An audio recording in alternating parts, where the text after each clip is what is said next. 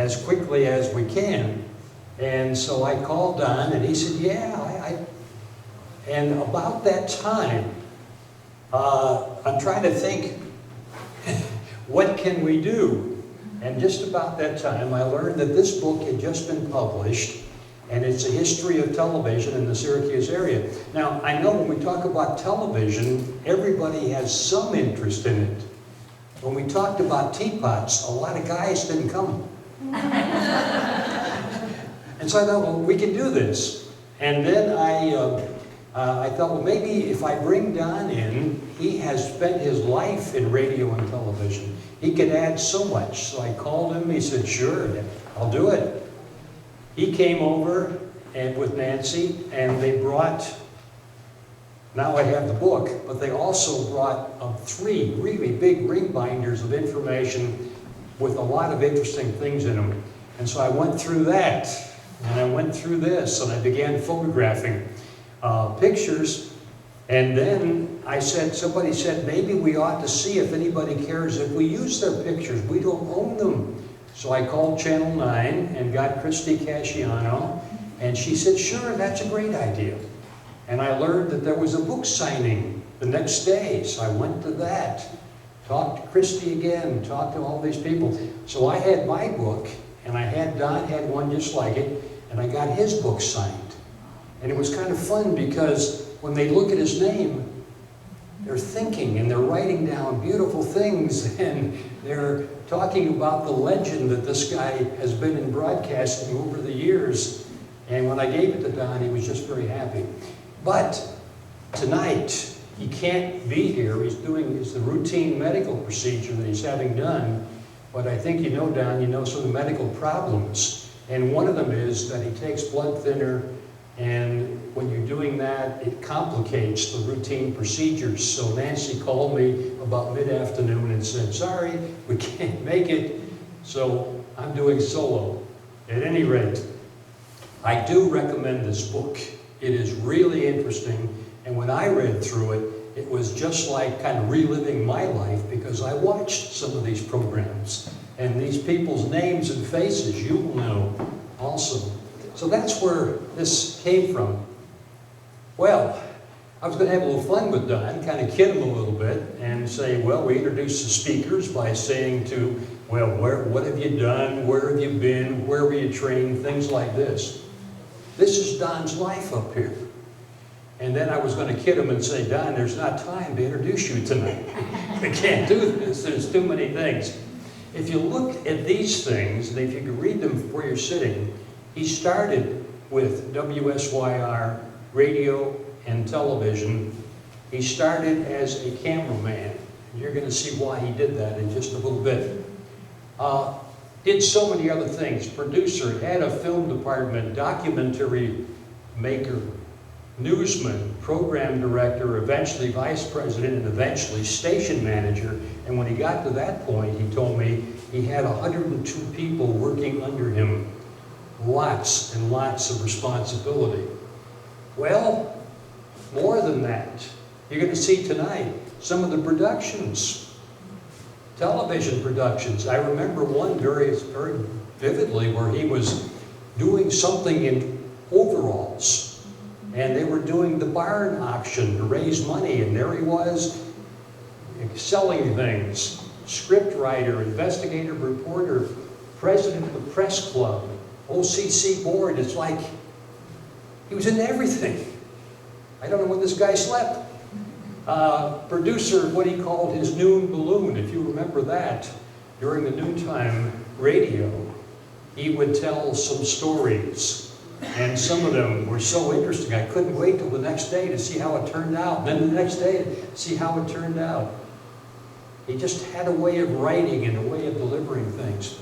He even ran for the Fabius Pompey School Board, a very close election, a matter of 10 votes difference. And who do you think his opponent was in that election? There's a guy smiling over here, right? Right, Dan Driscoll.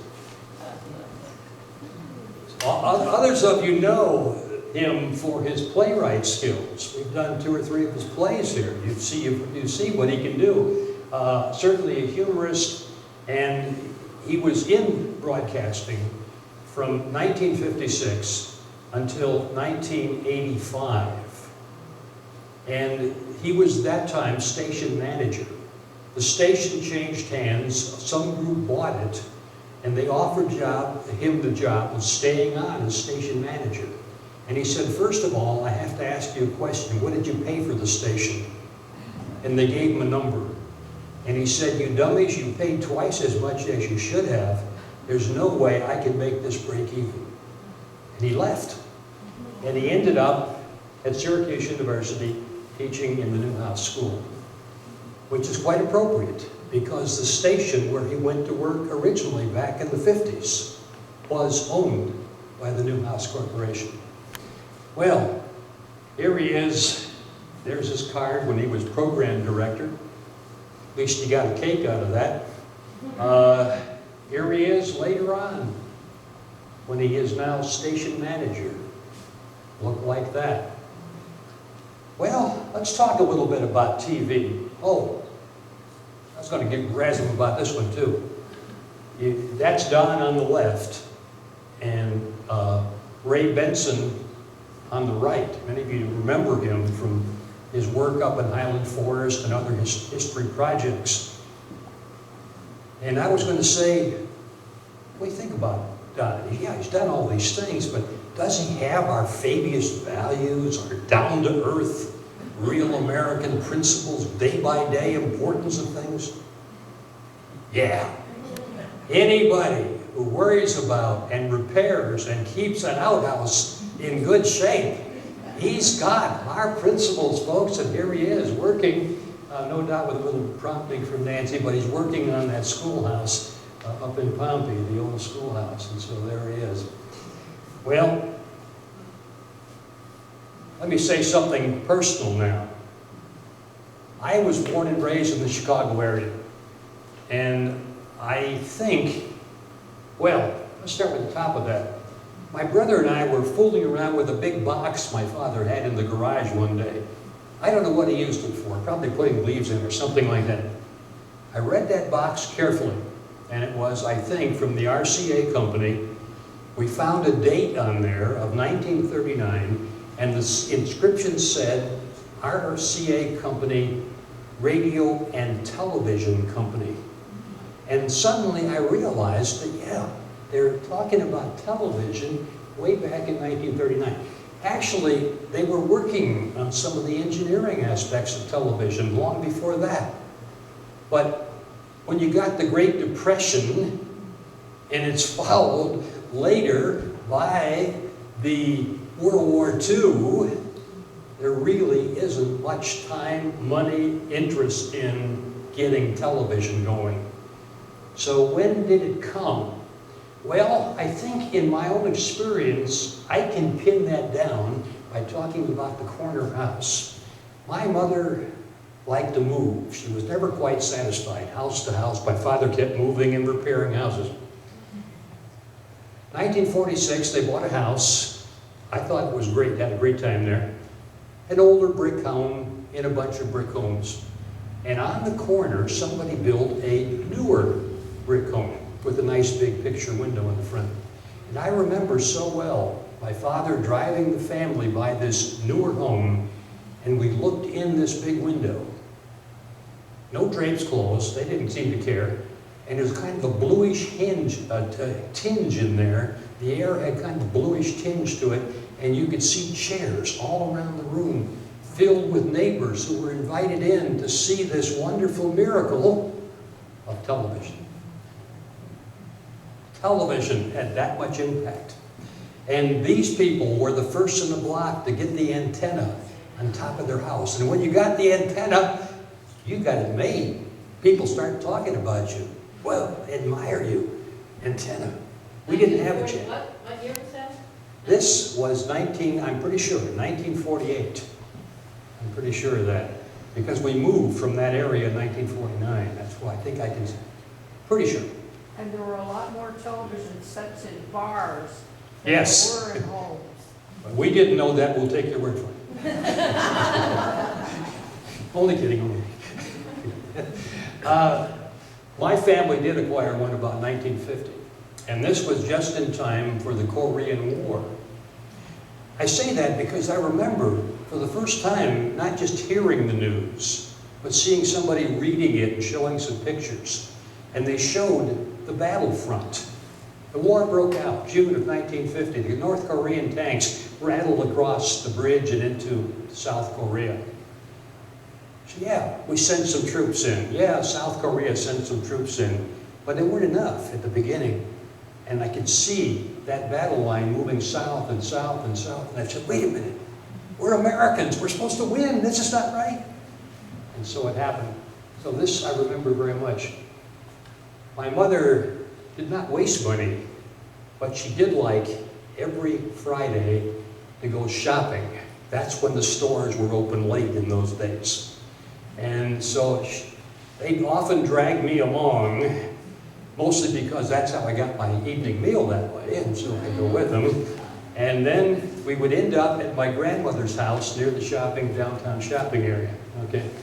And when we got there, very often we would see this program on television, the Goldbergs. Watch that many times. It brings back a lot of memories just to see this picture. So my grandmother, we called her Nanny, and she had this roomer that lived with her for probably 40 years.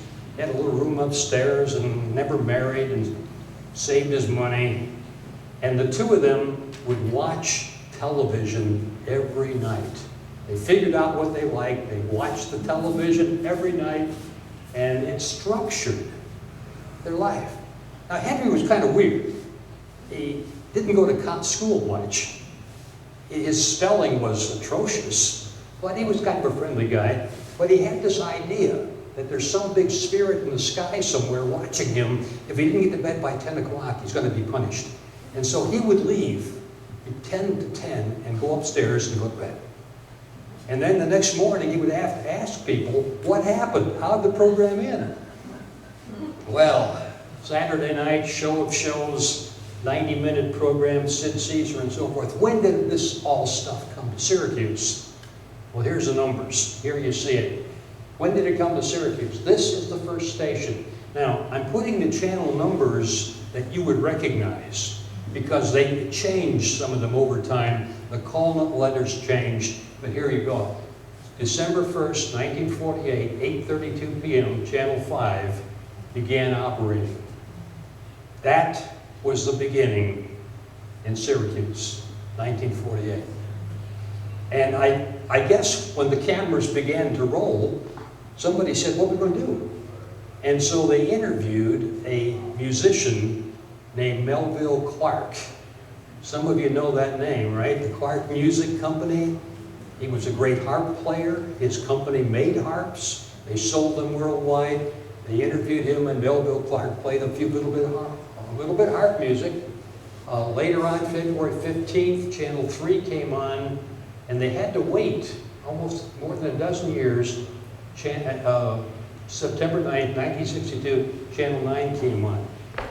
By this time, people could see the value in the TV station. They could see money being made, money changing hands. And 9 different groups wanted to buy the rights to Channel 9.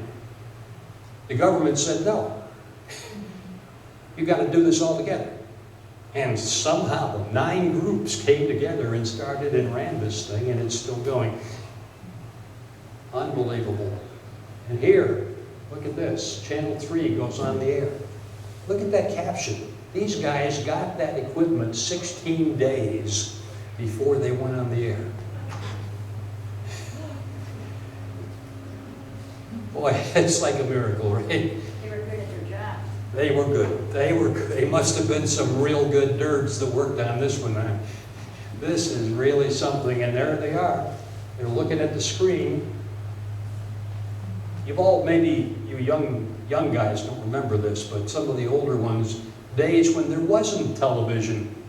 When some of my cousins and I would go sit on somebody's front porch hoping they would come home and then invite us in to watch wrestling. Well, when I started to high school, They had built a new gym, and they built up the PE program into something that I think it was just fantastic. And they had a wrestling part of that program. And when we got into the wrestling, the teacher, the coach said, whatever you guys saw on TV, forget it, that is not wrestling. We'll tell you what wrestling really is. Now I like this one, not only because she looks nice, but I like this one. And here's what I like about it. This, I think what they're trying to say in this ad is that the TV has a legitimate place in your living room. Because some people, probably women, some people would look at it and say, it doesn't look like furniture, we gotta hide it somehow. Well, when I was young in those days, when TV came to Chicago, we'd go to church. It was a Baptist church. Now Baptists, they think you need to be in church almost all day on Sunday. You know, you go to Sunday school and you go to church, and you come back and you go to young people's meeting, and then you go to evening church. I think we must have skipped evening church. But we'd go to young people's, and we had a nice group, a lot of friends, and then afterwards we'd go out to somebody's house and watch some of these programs like Paul Whiteman, What's My Line, and this was somewhere about the time when TV was pretty new. I tell you this for a reason. In one house, if you look at the TV, it looks like an ordinary cabinet. And you see what you got to do is raise the lid up. And when you do that, there's a mirror here. And the TV's down inside, and we sit there, watch the mirror. And the program, and we get the sound. Okay? Other TV sets, you got to open a little door. So that when real company comes over, you can close this thing up, and it looks like furniture. And I think what Lee Meriwether is saying here is you can put this thing out in the open and just admit, yeah, that's part of our life. That's furniture. If you don't like it, go home. TV is gaining acceptance in the American home, and I think that's an argument we got over. Well, so we got some TV stations running. Where are they going to work? What is a studio? What's it supposed to look like? You don't go out and buy a studio in 1948. Look at this place. Anybody recognize the building? I don't. Let me tell you what it is. It's the former Sign Simplex building, which once made movie cameras and projectors. Once. But during World War II, which ended, as you know, in 1945, during World War II, they made parts for the Norden bomb site. And that bomb site was essential in us doing well in dropping bombs in World War II. So here we got a bomb site factory, which now becomes a TV studio. Boy, there must be some improvising going on there. Channel 9, coming along much later, 1962. Pardon me, Channel 3. Coming along a year or so later, they've got a truck. Looks like a garage building. They were really improvising back in those days. They were really improvising, right? Well, somehow they did it. And the time came in 1958 when Channel 3, Don's channel, Don's station, built on James Street. You've probably all seen it, this building on James Street, and the people were invited to come. Look at this. Looks like they're giving money away. Look at the crowd. They came to see it. Channel 5 built a station on James Street. You know that. Channel 9 is way out there on Bridge Street. No, they were in Shoppingtown. Yes, Channel 9, right. Started in Shoppingtown in what I think was a furniture store. And if you've been watching Channel 9, last year they were advertising and telling you about their 50th anniversary. So, starting out, well, we need some people to run this thing. Before I get into a little more TV, let's talk radio for just a minute. A few days ago, in the New York Times online, there was a picture of this guy, whose name is Dr. Frank Conrad, and he was a kind of a master technician and engineer, and working for Westinghouse, and he made some inventions involving radio. In fact, he did one of the first radio during World War I. Wasn't used very much. Radio wasn't very good in World War I, but here it was. He did it. When he got back after the war, he began broadcasting out of his garage. Now, a lot of good things happen in garages. Look at the Apple computer, started in the garage. Here's radio. So one day he hears it sounds like a code of some sort that he can't recognize. And so he starts casing the neighborhood, and he finds out there's some guy not far away that was working with some kind of electrical coil, and he's making sparks that somehow get broadcast out into the air. And so they get together, and they say, hey, why don't we broadcast some music from our garage? So they got a record player, they got some records, they do this, they broadcast it, and people somehow are picking up on this and listening, and that's kind of fun. They use up all their records, so they go down to a store, and they say to the guy, can we borrow some records? And he says, yeah, here's some records, but you got to tell them where they came from. The first radio commercial was born, you can see. Well, pretty soon he got his kids into the act, and they're doing some plays and readings and so forth. The first drama is coming into the act. Finally, he hears about some store that somehow is selling radios of some sort that pick up his music and programs, and he goes to his company, Westinghouse, and says, we got to get in this show. We got to do this. And so they do. They start selling radios, and they found a radio station in 1922. Think about this. Did we have a radio station in Syracuse in 1922? That early? And if so, where was it? Of all places, Cazenovia Lake. A man named Clive Meredith, and I think that name I'm not sure, but I think that fits in the broadcasting somewhere. Anybody know, with the Meredith Corporation or something like They that? owned Channel 5 for a while. Oh, okay, very good. But he's not related to Meredith Publishing. Okay. He's St. Louis. Well, here we go. He's broadcasting off and on from his home on Cazenovia Lake, 1922.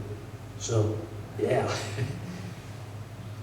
We're in the game early. I wasn't there.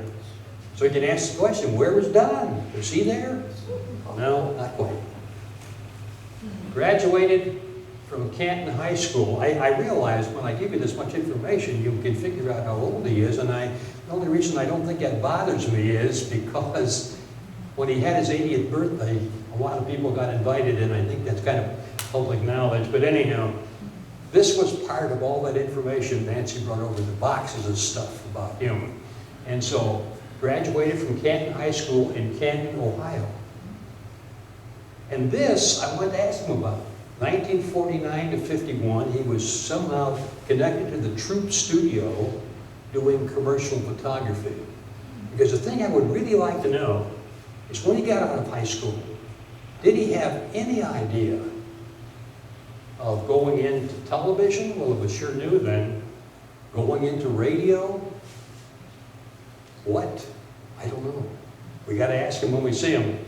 But anyhow, he had film experience, photography experience, film experience, Korean War, and if you read what he did during the Korean War, a lot of what he did involved picture taking, photography, filming. He was spent 2 years in this country, stationed here, and a year in Tokyo. And details about that, I would love to ask him. I don't know exactly what he did. When he came out of the Korean War, he was able to attend Syracuse University at the Newhouse, but what is now the Newhouse program. I don't know what it was then. Newhouse program. Attended there, graduated in 3 years, got married, graduated in 3 years, did it with honors, and did some work during this time, especially at the end of it, with radio station WSYR and also with Channel 3. Busy man. One of the funny things about this, when Irene and I bought the Whitehead property years ago, we're remodeling, and we looked in the closet and saw this ugly looking linoleum. We said, we can get that up, and we pulled it up, and we saw that they had padded the floor with just newspaper. And so we're looking through the newspaper, and son of a gun, there's an announcement about Don and Nancy's wedding. And so, Engagement. It was engagement. Okay. Okay, you're right, it was the engagement. So, what are the chances of that happening again? Anyhow, 1946, he then began to work with, here he is graduating. What I wanted to ask Don is, did anybody ever tell you that you look a little bit like Winston Churchill? He's ready. Now, I think he's got a little bit of a mustache, and he told us about that, and I don't think he'd mind me telling you about it. He said how he happened to grow the mustache. And he said, I don't know when or how this happened, but he said some beer manufacturer or beer salesperson looked at him and he said, you know, you would be very good in an ad for our beer. There's only one thing that would make you a better person for this ad. And Don's thinking, well, what is it? And he said, grow a mustache. And you're going to see, well, he's still got it. You're going to see the mustache reappeared. But here he is graduating in 1956. This man played an enormous role in his life. Curly Veda-Von-Coeur. Any of you know Curly? Certainly. We met him years ago, I think at probably their 25th anniversary. This is the man, he was once the CEO of WSYR Radio. And when that was purchased, the Newhouse Company owned the two newspapers in Syracuse at that time. And they also then bought into Channel 3 and WSYR AM, WSYR FM, and then the television channel, which became eventually Channel 3. This is Curly Von. He was worked as a war correspondent. He was working with the stations that I mentioned. And I think he and Don must have been very close because they took many trips together. And if you look at that material that I looked at, that Nancy brought over, every year, it's like Don's anniversary. You've been here 2 years, 3 years, 5 years. And Curly Veda-Von-Coeur would write this lovely letter thanking him for all that he did and so the good times they had. So this has been a very important person in Don's life. And here he is. First job, cameraman. I suspect there's probably nothing computerized about that camera. And what I wanted to learn about was, what did you develop the film? How much could you take? We can't. Not much. Could you guess? I think it was like 8 minutes. Pardon me? Was it 8 minutes? Yeah, just about. Very few news segments ran more than 3. Okay. Minutes. Even, here he is, the news, there he goes. Well, the news back then was what, 15 minutes? Or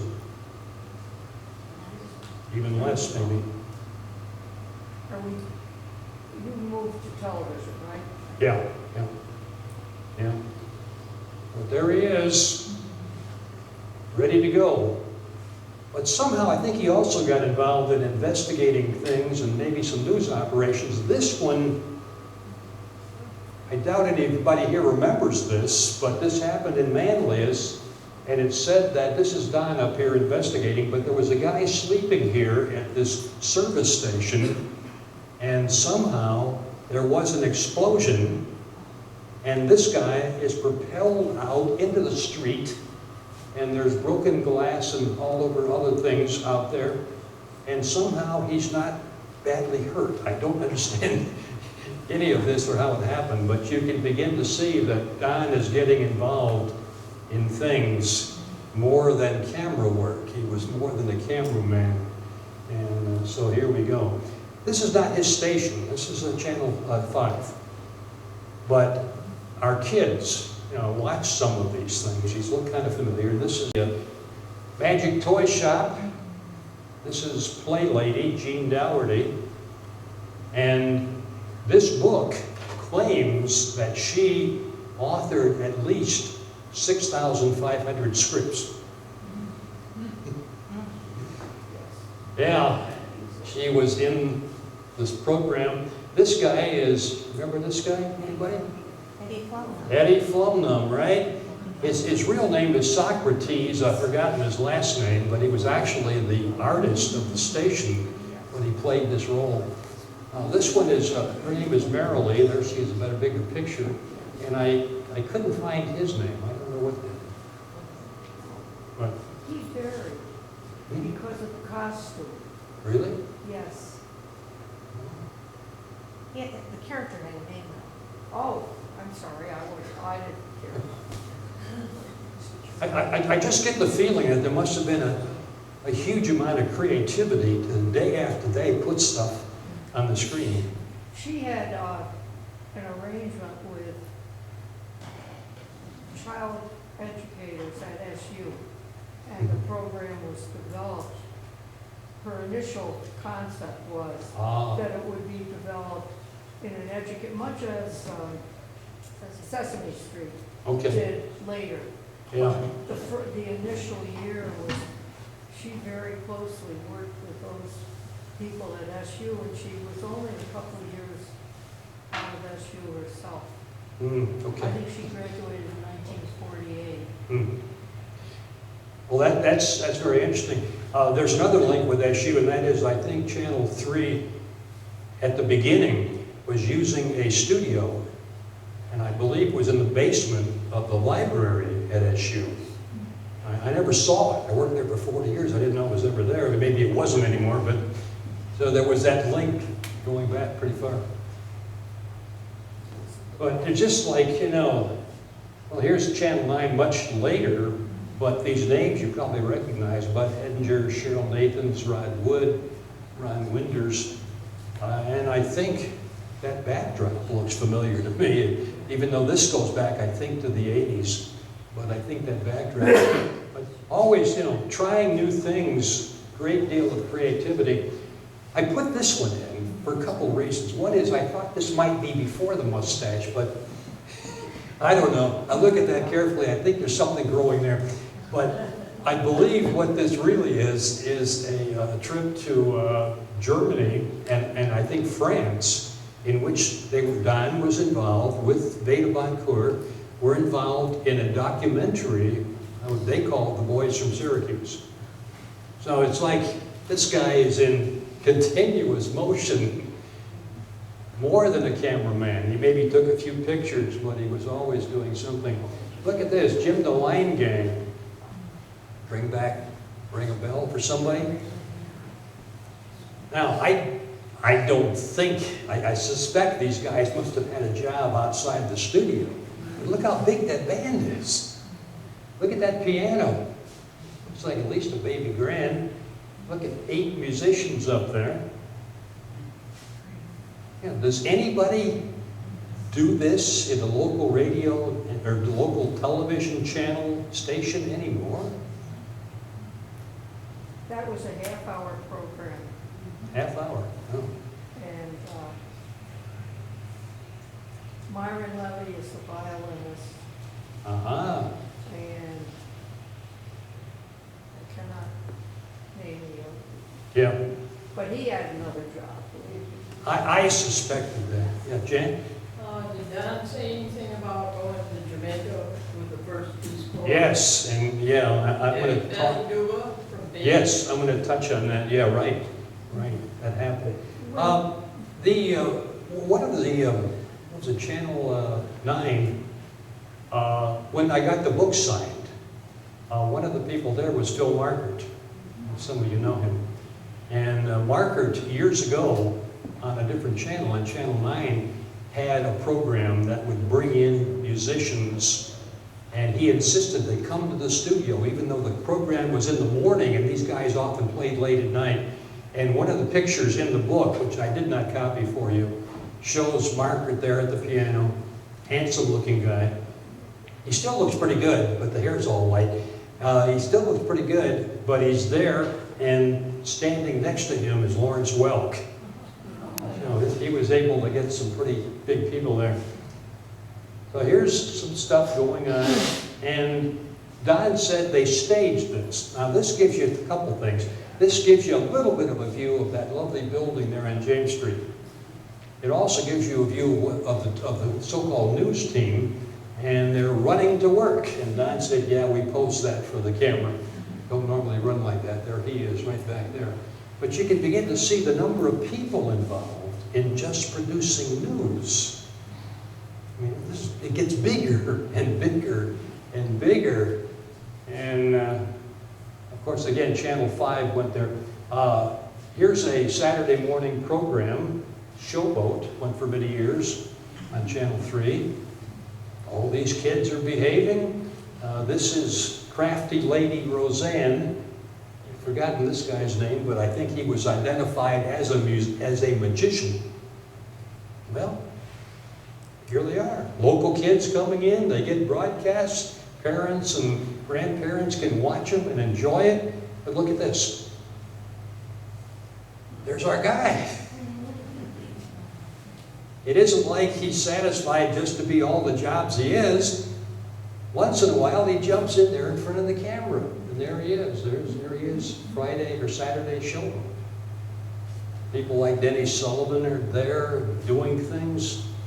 I look at this and I'm thinking, this must have been really hard to create something day after day, week after week, that people really want to see.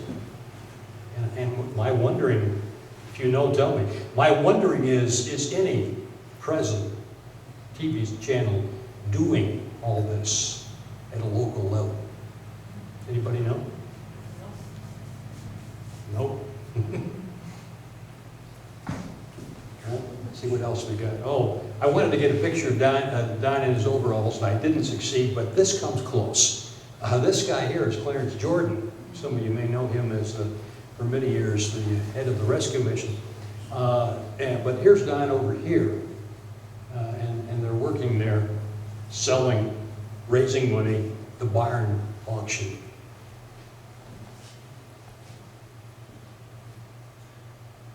I got a question about this too, because Don, and maybe another cameraman, like Mac Child,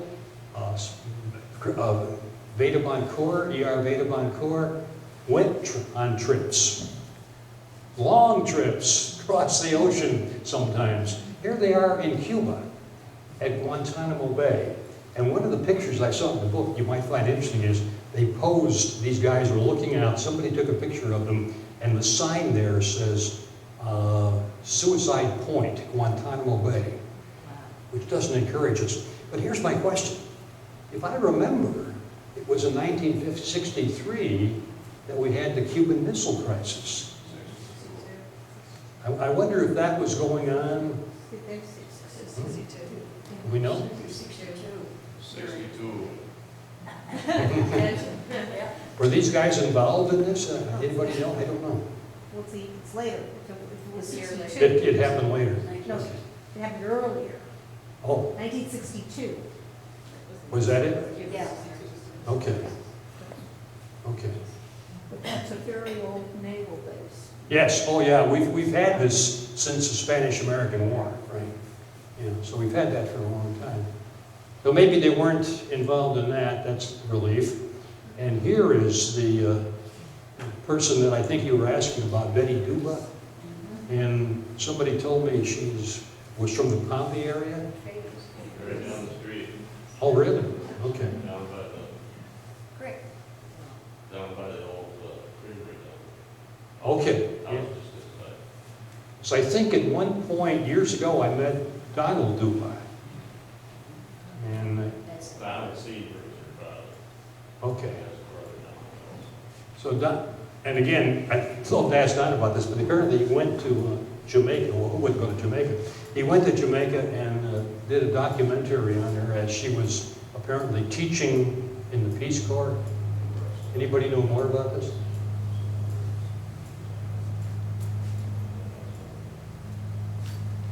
Before you leave, Kay Russell, there were 2 women's programs, hour-long, one on Channel 5 and one on Channel 3. Mm-hmm. Kay did the one on Channel 3. Women's Day. Somebody did 5. Yeah, there was, and there was a woman named Jan. Well, Jan Gibson? Selector, but they had a corporate name which everyone used, no matter what your real name was. Okay, yeah. Okay, yeah, they On 5. you can pick up names, right? It's still being done. Don told me that if he had to say one thing that he was most proud of in his whole career, this was it. And what he told me, this is 94 Rock, this is SYR FM, and he said that for a time there were the 2 stations, WSYR AM, WSYR FM. And if I heard him correctly, and you can correct me if I didn't, the FM station was just broadcasting what the AM station was broadcasting. You got a little better signal maybe, but same thing. In terms of the rankings of radio stations, the WSYR FM station was running about 18th, as I recall. And so Don said to Curly Beta-Boncourt, I think I can fix this if you let me. And I guess Curly said, what do you want to do? And Don said, I want to make this into a mellow rock station. Well, Don said Curly didn't like rock of any type, and he wasn't excited about this. But he said, all right, and Don talked him into it. Don said, look, I'll sit here and play the records, and if there's any one you don't like, I'll just stop it or I won't play it. And so he's over here, Curly's over there, and he said pretty soon he realized Curly had just fallen asleep and was snoring. But he let him do it. He let him do it, and the following year, this is the Mellow Rockers here in 1978, and he said in 1 year, he brought that station up from number 18 to number 2. And Don said that is the thing, the one thing that he is most proud of that he did at the station. Now, at some point after that, the rock station stopped existing or didn't as a rock station, and it became adult contemporary music, whatever that is.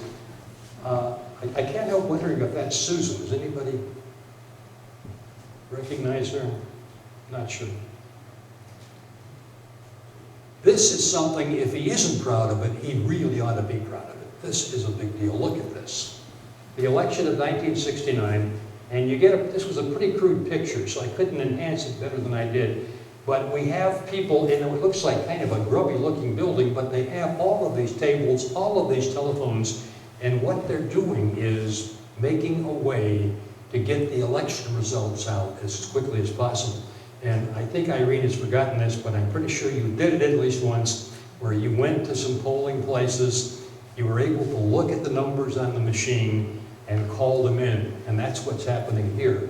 And Don said this, and he is given, in this newspaper article, he's given credit for being the genius that makes this all operate. Because there turned out to be a few hundred people involved, given the people in the field and the people in the building and all of that. He talked about one story where there was a guy who had been re-elected year after year to something. I don't recall what it was, but the returns were coming in and they were showing that this guy was losing. I think it was a guy in Tully. He was losing. And so Beta-Boncourt said, no, you can't broadcast that. That's got to be wrong. Don said, it's not wrong. It was not wrong. That guy did lose. So this is what happened. So we've got some new things going on. Here you see, they're covering Nixon, Humphrey, Wallace. I'm pretty sure Nixon won that one. We can check it. Some more things. if you go into the Mulroy Civic Center in Syracuse, walk in the usual front door, look off to the left on that wall, and you see all that plaques. It's a wall of fame for broadcasting. And certainly, yes, Don's name is there. But along with Don is also Jackie Robinson. And the station, recognized her talent. The station gave her a scholarship at Newhouse so she could finish. She worked at the station, and I think you know the rest is history. She has been a remarkable figure here over all the years. This guy down here is Fred Hilligus, who made the transition way back when from newspapers over to TV. This is one of Don's stories, and I don't know that I've got it right. Alan Miller.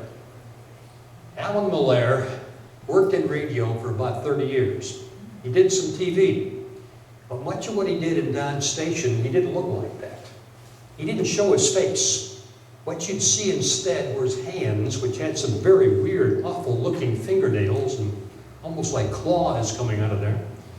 I don't recall the details, but I think they would announce and sponsor a monster movie late at night. And I think this guy called himself Dr. E. Nick Whitty. Yes. And he would be pretending to sleep in a coffin. And Don said, Don got involved in this somehow. I don't know what Don was doing in the show, but he got involved in this. And he said it was time for Dr. E. Nick Whitty, to get out of the coffin and make some announcements. And Don here is snoring. The guy had fallen asleep in there. Well, TV is hard. At any rate, this is what he really looked like, and he had a wonderful broadcasting voice, as I remember. This, I think, is my last picture, but it worried me. I looked at this, and I said, whoever that woman is, she's really giving him the eye. Is there a story here? Is there something we should know or something we shouldn't know? And at that point, I had photographed this, but I couldn't read the caption. So I put it into Photoshop Elements, and then it came out, yes, this woman is Nancy Edwards. It's okay, folks. You can relax. No big problem here. And here it is, life in television. I wish you could have heard it. Yeah. Wow.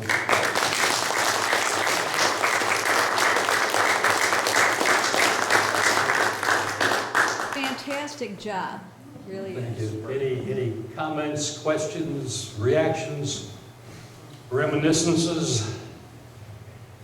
Well, the emergency short-term production value would have been good on early TV where they just had to ad-lib and do stuff and put stuff together. So congratulations. Thank you. Well, it was a task. What I'd like to do, maybe in November, is maybe do one more television television program. I don't know. If I could get people from WSYR, or from Channel 9 rather, I'd be delighted. I did send Christy Casciano an email. November's a long ways away. Maybe she can't respond. But there's a lot more in the book and other places that we could put in. And again, when we talk about TV, everybody can relate to it. It's something that isn't just like a niche topic. Everybody can relate to it. We got some great refreshments. Do you want to say